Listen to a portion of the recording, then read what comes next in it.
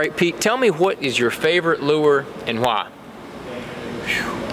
I tell you, my favorite lure has got to be the Buckeye mop jig, because I won my first tournament with it, and I've come so close to winning more with it. It just catches big fish, catches them all the time.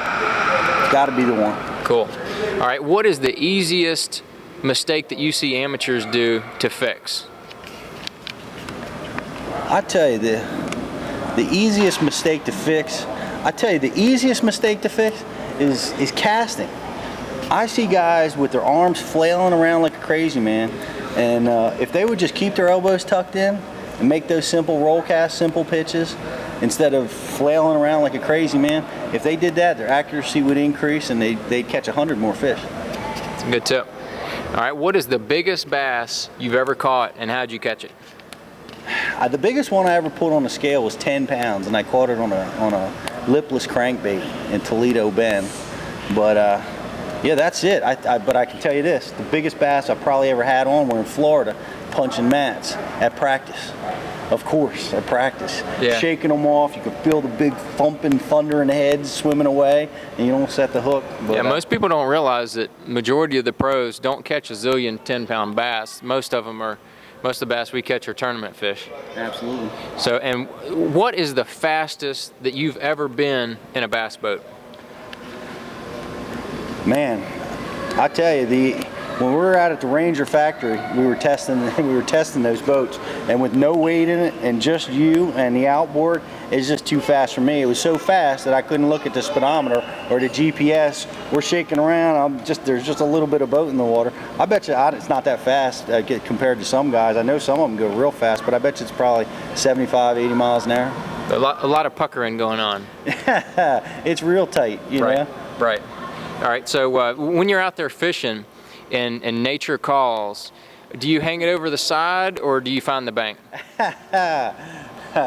It depends. I'm a little of both. I go out in the middle of the lake sometimes. Lake Okeechobee's great, man, because you got the curvature of the earth to deal with. So you can get out in the middle and hide.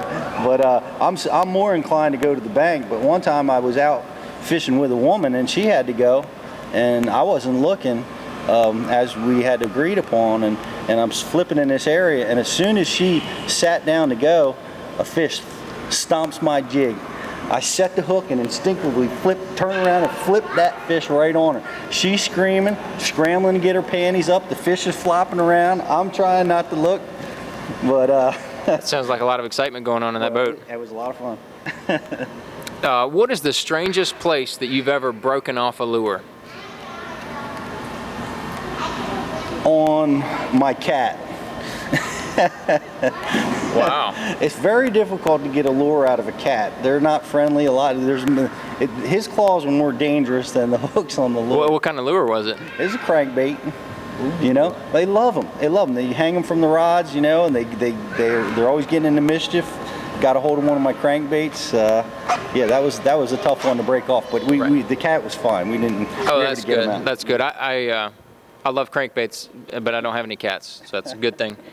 Have you ever done donuts around another competitor? No comment. No comment.